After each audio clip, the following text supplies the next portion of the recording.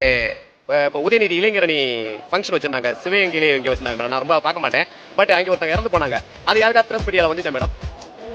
2 பேர். ஏன் மீடியாவில் பெருசாக போடலீங்க? ஏன் நீங்க கேட்கல? இப்போ கோயம்புத்தூர்ல ஒருத்தங்க இறந்து போனாங்க. ஏன் அது உங்களுக்கு பெருசா தெரியல? திமுக காரன் வந்து ஒரு 2 வயது குழந்தை, எத்தனை வயது குழந்தை? என் பிள்ளை. அது பிறந்து ஒரு 12 மாதம் 24 மாதம் தான், 2 வயதுக்கு. அதான் மேடம், 24 மாத குழந்தைய ஒருத்தன் கற்பழிச்சு இந்த மாதிரி கொண்டிருக்கான்.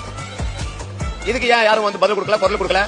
இப்ப தூத்துக்குடியில ஒரு +2 மாணவி, அதை கொண்டு அது +2 அதன் அதிக மதிப்பெண் எடுக்கக்கூடிய பெண்ணு, அந்த பொண்ண சிஸ்டர், நீங்க சிஸ்டருங்க, நீங்க ரத்தம், என் பிளட், நீங்க என் மீடியா எடுக்கிறவங்க, நீங்க என்னோட பிளட், உங்களுக்கு ஒண்ணுனா என் இதயம் துடிக்குமா துடிக்காத மேடம்? அப்போ உங்களுக்கு ஒண்ணு நடக்கிறத அந்த இடத்துல நான் பார்க்க முடியாதுல்ல? அந்த புள்ள என்ன பண்ணுச்சு? அப்ப அந்த அளவுக்கு நீங்க ஆட்சியை நடத்திட்டு நீங்க என்ன வேணா சொல்லுவீங்க.